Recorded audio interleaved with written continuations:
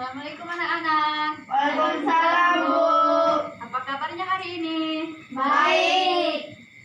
Baiklah, di sini untuk memulai pembelajaran kepada ketua kelas, silahkan pimpin doanya ya. Berdoa mulai. Bismillahirrahmanirrahim.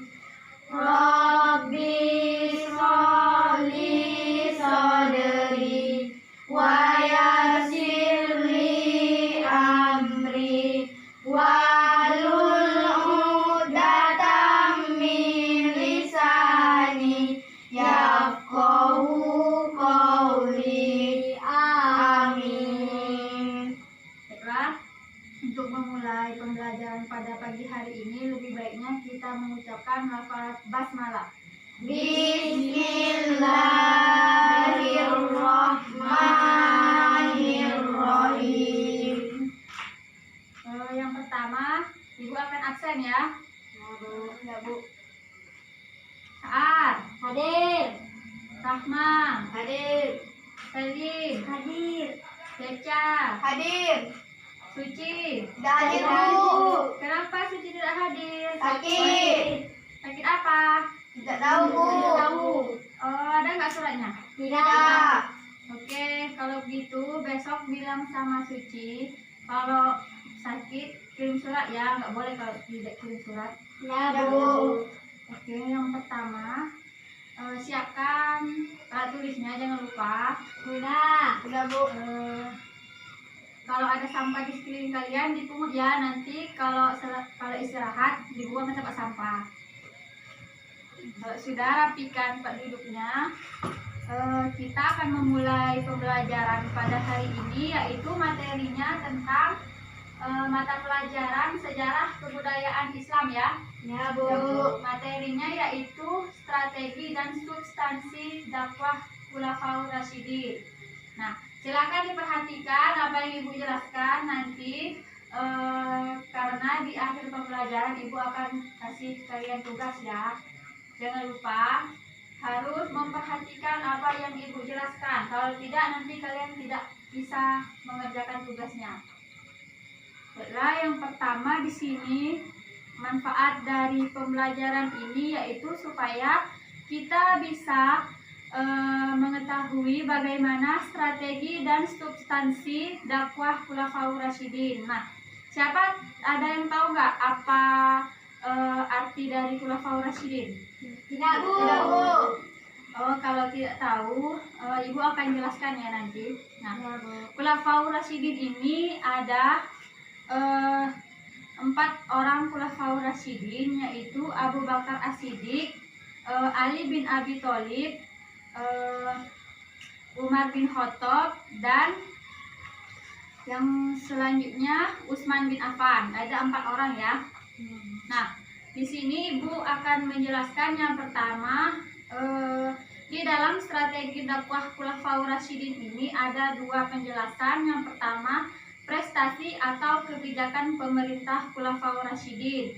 Yang kedua, substansi dakwah Khulafaur Rasyidin. Nah, di sini ada materi intinya, yaitu yang pertama, kebijakan dan strategi Abu Bakar As-Siddiq. Nah, dalam kebijakan dan strategi Abu Bakar As-Siddiq ini yaitu masa pemerintahan Abu Bakar menjadi khilafah ini yaitu selama 2 tahun. Nah, dari tahun 632 Masehi sampai 634 Masehi ya. Nah, yang pertama, kebijakan dan strategi Khulafaur Rasyidin ini ada pembukaan Al-Quran. Nah, pembukaan Al-Quran ini yaitu terjadi atau menimbulkan perang ridho. Nah, dalam perang ridho ini banyak sekali memakan korban jiwa. Nah, diantaranya korban jiwa yang menjadi korban jiwa itu adalah para sahabat Nabi dan para penghafal Al-Quran. Nah, dalam hal ini jadi Abu Bakar As-Siddiq menyuruh atau memerintahkan Umar bin Khattab untuk mencatat semua hafalan semua sahabat-sahabat Nabi yang sudah menghafal Al-Quran, supaya tidak ada yang jika para penghafal Al-Quran ini sudah gugur, maka Al-Quran akan hilang. Jadi dari hal itulah Abu Bakar As-Siddiq menyuruh Umar bin Khattab untuk mencatat semua yang sudah dihafalkan oleh para sahabat-sahabat Nabi yang masih hidup. Nah, karena apa? Karena untuk supaya Al-Quran ini dapat diwariskan kepada generasi mendatang seperti kalian ya, seperti kita semua. Nah, maka dari itu Abu Bakar menyuruh sahabatnya untuk mencatat apa isi dalam Al-Quran tersebut. Nah, yang selanjutnya ada perluasan wilayah baru. Nah, perluasan wilayah baru ini bisa disebut juga dengan futuhat. Nah, keberhasilan dalam perang Ridho yang sudah dilewati mereka, ancaman dari dalam Jazirah Arab dapat dikatakan teratasi. Nah, tapi ancaman dari luar sedang bergerak untuk memerangi khilafah ini. Nah, ketika Abu Bakar menjabat sebagai khalifah pertama, ia berusaha mewujudkan keinginan tersebut dalam upaya memperluas wilayah kekuasaan Islam pada masa itu. Nah, karena ingin memperluas wilayah keislaman pada masa itu, dia memberikan atau menugaskan kepada 4 orang panglima perang, yaitu yang pertama ada Yazid bin Abu Sufyan, yang kedua Abu Ubaidah, yang ketiga Amru bin As, yang keempat Surahbil bin Hasan. Nah, mereka berempat ini ditugaskan di masing-masing perbatasan wilayah Islam di negara-negara yang sudah dibatasi ya. Selanjutnya, yang kedua itu kebijakan dan strategi Umar bin Khattab. Nah, pada kebijakan dan strategi Umar bin Khattab ini ada beberapa kebijakan dan strategi juga ya. Yang pertama ada pengembangan wilayah Islam. Nah, pada masa pemerintahan Umar bin Khattab ini, usaha pengembangan wilayah Islam terus dilanjutkan karena sudah dilakukan dari Abu Bakar dulu, jadi dilanjutkan oleh Umar bin Khattab. Nah, Khalifah Umar bin Khattab ini juga melanjutkan perluasan dan pengembangan wilayah Islam ke Persia yang telah dimulai sejak masa Khalifah Abu Bakar dulu. Nah, pasukan Islam yang menuju Persia ini berada di bawah pemimpinan Panglima Sa'ad bin Abi Waqqas. Nah, selanjutnya yaitu Khalifah Umar bin Khattab ini juga mengembangkan wilayah kekuasaan Islam ke Mesir. Dan strategi dan kebijakan yang kedua ada mengeluarkan undang-undang. Nah, pada masa Khalifah Umar bin Khattab ini menjadi pemimpin, dia mengeluarkan berbagai macam undang-undang. Nah, yang pertama yaitu ada kebijakan peraturan perundang-undangan mengenai ketertiban pasar, ukuran dalam jual beli, dan mengatur kebersihan jalan, masih banyak lagi peraturan undang-undang yang lainnya yang dibuat oleh Umar bin Khattab pada masa kepemimpinannya. Yang ketiga ada membagi wilayah pemerintahan. Nah, yang pertama yaitu Umar bin Khattab juga membagi daerah menjadi beberapa bagian pemerintahan, yaitu ada 2 pemerintahan ya. Yang pertama pemerintahan pusat dan yang kedua ada pemerintahan daerah. Yang keempat, kebijakan dan strateginya yaitu membentuk beberapa dewan. Nah, pada masa itu dia membentuk beberapa dewan, yaitu ada Dewan Pembendaharaan Negara dan juga Dewan Militer. Yang selanjutnya yaitu yang ketiga, kebijakan dan strategi Utsman bin Affan. Nah, pada masa strategi dan kebijakan Utsman bin Affan ini ada juga beberapa kebijakan dan strategi yang dibuat oleh Utsman bin Affan. Yang pertama yaitu perluasan wilayah. Nah, pada masa khalifah ini Utsman juga ada beberapa upaya perluasan daerah kekuasaan Islam, diantaranya adalah melanjutkan usaha penakluk Persia. Nah, dalam upaya pemantapan dan stabilitas daerah kekuasaan Islam di luar kota Madinah, Khalifah Utsman bin Affan telah melakukan pengamanan terhadap pemberontakan yang melakukan. Maka di daerah Azerbaijan dan Rai, karena mereka enggan membayar pajak. Begitu juga di Iskandaria dan Persia. Selanjutnya ada standarisasi Al-Quran. Nah, pada masa Utsman ini terjadi perselisihan di antara beberapa orang atau beberapa kaum muslimin perihal cara membaca Al-Quran. Nah, padahal pada pembacaan Al-Quran ini diturunkan ada beberapa cara bacaan, bukan hanya satu bacaan. Tetapi pada masa itu mereka memperselisihkan cara bacaan Quran. Ada yang pertama ada yang begini, yang kedua ada begini. Jadi banyak muslim yang berbeda-beda bacaan, tetapi mereka hanya mempercayai satu saja. Nah, pada masa itu juga masih sempat atau hampir saja terjadi perang saudara antara umat Islam pada masa itu karena telah mempercayai bacaan Al-Quran yang hanya satu tadi. Padahal kan di dalam Al-Quran banyak sekali bacaan-bacaan yang harus yang dikeluarkan oleh Allah Subhanahu wa Ta'ala. Nah, dalam menyusun cara baca Al-Quran yang resmi ini, Khalifah Utsman melakukannya berdasarkan cara baca yang dipakai dalam Al-Quran yang disusun oleh Abu Bakar. Nah, jadi kesimpulannya yaitu mereka hanya Khalifah Utsman ini melakukannya berdasarkan cara baca yang telah ditetapkan oleh Abu Bakar tersebut. Nah, selanjutnya ada pengangkatan pejabat negara. Nah, pemerintahan Utsman ini melakukan atau menjabat sebagai khalifah selama 12 tahun. Nah, pada masa paruh terakhir masa kekhalifahannya muncul perasaan tidak puas dan kecewa di kalangan umat Islam terhadapnya. Nah, dalam kepemimpinan Utsman ini, kenapa masyarakat di sana tidak puas? Karena mereka menganggap Utsman ini tidak ada kebijakan dalam kepemimpinannya pada masa itu. Karena apa? Karena mereka menilai Utsman ini hanya mengangkat dari keluarga-keluarganya saja untuk dijadikan pejabat-pejabat tinggi, dan dia tidak mengambil dari masyarakat sekitar. Nah, karena itulah masyarakat di sana tidak menyukai atau kecewa dengan masa kepemimpinannya.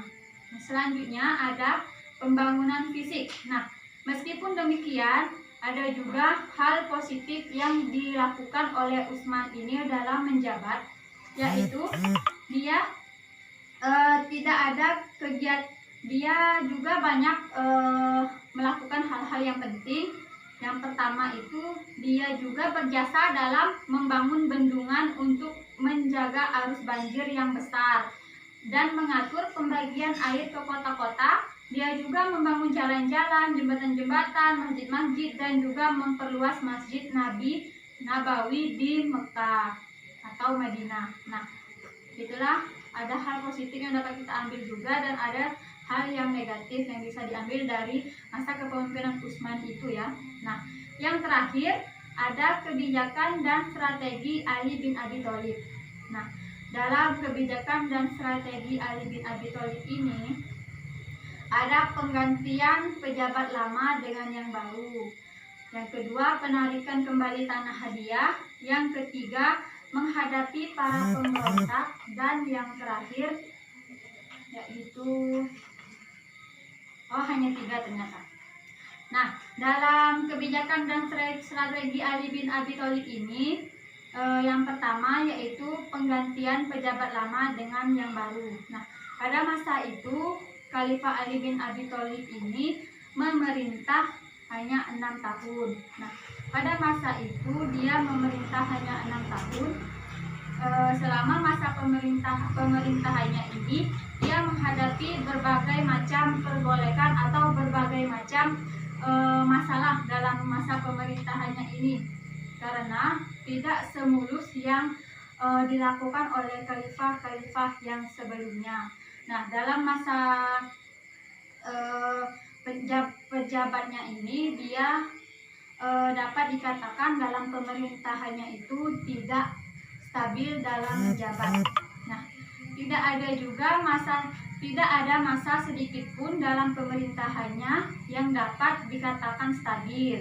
Nah, setelah menduduki jabatan khalifah, Ali memecat para gubernur yang diangkat oleh Utsman. Nah, pada masa ini dia menggantikan para pejabat-pejabat yang sudah diangkat oleh masa Utsman dulu ke pejabat-pejabat yang dipilihnya. Karena apa? Karena dia berpikir bahwa pejabat-pejabat yang sudah diangkat oleh Utsman dulu tidak bekerja dengan baik pada masanya. Nah, dan juga mereka berpikir bahwa pemberontakan yang terjadi pada masa kepemimpinannya ini dilakukan oleh keteledoran mereka. Nah, dilakukan oleh keteledoran para pejabat-pejabat yang diangkat oleh Utsman dulu. Nah, yang kedua ada penarikan kembali tanah hadiah. Nah, dalam hal ini dapat kita katakan bahwa Ali juga menarik kembali tanah yang sudah dihadiahkan Utsman kepada masyarakatnya. Nah, dapat dikatakan bahwa Ali ini memiliki sifat yang tidak bisa dicontohkan untuk menjadi lebih baik, karena dia menarik semua yang sudah diberikan oleh Utsman kepada masyarakatnya. Dia sudah bisa kita katakan bahwa dia ini hanya memikirkan dirinya sendiri, tidak memikirkan rakyat sekitarnya ya. Nah, dengan menyerahkan hasil pendapat yang sudah dia ambil kepada negara dan memakai kembali sistem distribusi pajak tahunan di antara orang-orang Islam sebagaimana pernah diterapkan oleh Umar bin Khattab dulu. Nah, jadi dia menerapkan kembali peraturan pajak atau pembayaran pajak pada masa Umar bin Khattab dulu. Yang terakhir yaitu menghadapi para pemberontak. Nah, setelah kebijakan tersebut diterapkan, Ali bin Abi Thalib menghadapi pemberontakan Tolha, Zubair, dan Aisyah. Nah, alasan mereka, Ali tidak mampu menghukum para pembunuh Utsman dan mereka menuntut bela terhadap darah Utsman yang telah ditumpahkan secara zalim. Nah, jadi Utsman ini yaitu dibunuh oleh atau diberontak oleh Tolha, Zubair, dan Aisyah. Nah, pada masa itulah dia Ali tidak menghukum para pembunuh Utsman karena mereka menuntut bela terhadap darah Utsman. Nah, akhirnya pertempuran yang dahsyat pun terjadi. Nah, pada hal ini, perang ini dikenal dengan nama Perang Jamal atau Perang Unta. Nah, karena Aisyah dalam pertempuran ini menunggang unta, jadi itulah disebut dengan Perang Jamal atau Perang Unta. Nah, bersamaan dengan itu, kebijaksanaan Ali juga mengakibatkan timbulnya perlawanan dari gubernur di Damaskus, yaitu Muawiyah.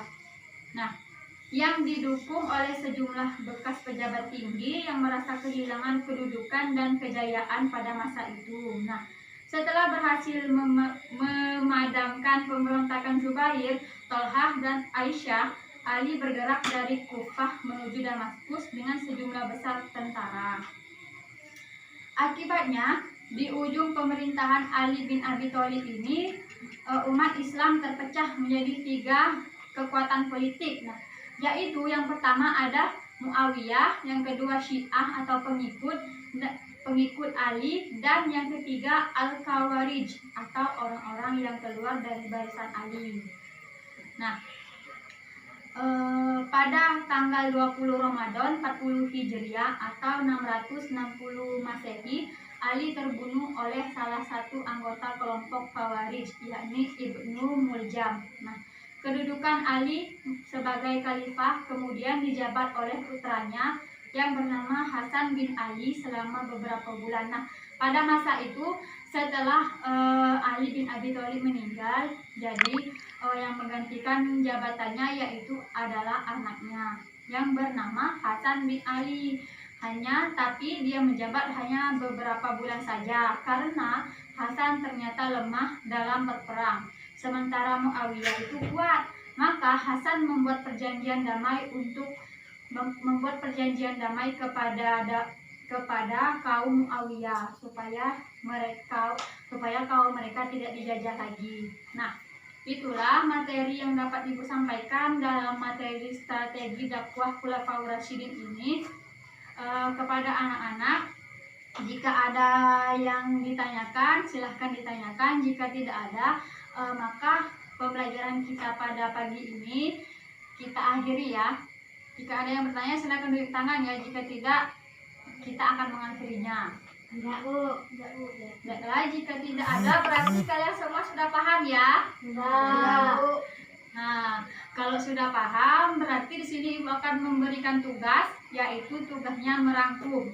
Tidak, Bu. Merangkum semua yang telah Ibu jelaskan tadi, dari yang pertama sampai terakhir, dari hal yang sangat penting atau yang penting bagi kalian, jadi dirangkum dalam satu cerita. Nah, selanjutnya akan dikumpul pada pertemuan minggu depan ya. Jangan lupa untuk mengumpulkan tugas. Kalau ada kata-kata yang salah, Ibu mohon maaf. Wabillahi taufiq wal hidayah. Wassalamualaikum warahmatullahi wabarakatuh. Waalaikumsalam warahmatullahi wabarakatuh. Silakan meninggalkan kelas ya.